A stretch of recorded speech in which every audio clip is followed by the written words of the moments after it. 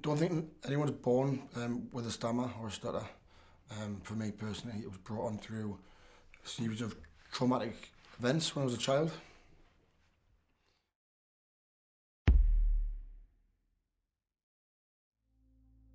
My dad was asked me and my brother Simon to.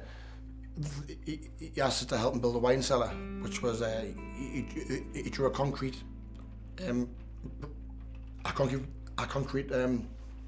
rectangle in the concrete, and he showed me and my brother how to use a hammer and chisel. So we started chiseling away. We think it was great, you know what I mean? My dad's given me tools like that to use, but only later in my adult life am I informed by a friend of my mother that it was in fact he was tormenting my mum, saying that's where she was going to be buried. Yeah, I learnt these truths and these facts, and I assumed a lot anyway about my childhood. It all sort of manifested into a sense of despair and self-harming came about. For some reason I thought I wasn't worthy, I wasn't to be considered by anyone.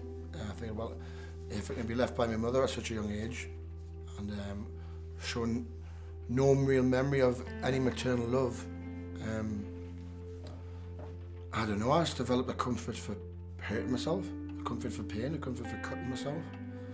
When I felt upset about something, I would gain strength by overriding that emotional pain with physical pain, because then I could overcome it, get over it, and it would actually empower us to hurt myself. It would give me power to cut myself. And that overrid anything, because it was like, it was my choice. I was choosing that pain.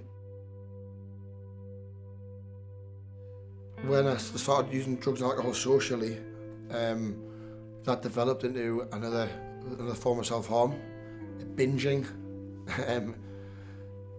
Taking that much drugs, you sort of go drugs and alcohol, you're like testing yourself. How much can you take?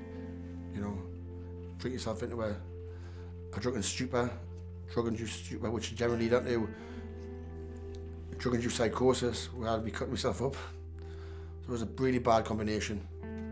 It was a really vicious cycle of being alcohol, drugs, and a tendency to self-harm.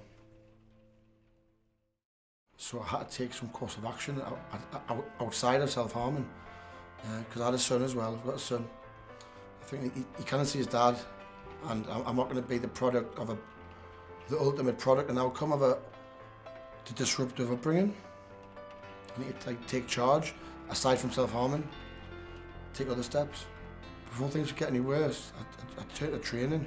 I realised that I had the ability to take mental pain and take physical pain that would make people squirm, like the self-harming thing and cutting myself. So I found that when I was training, when I was pushing to the edge of my limit, the worst thing in my head that could happen to us is I'm going to pass out, or like fall flat on my face and bang my head.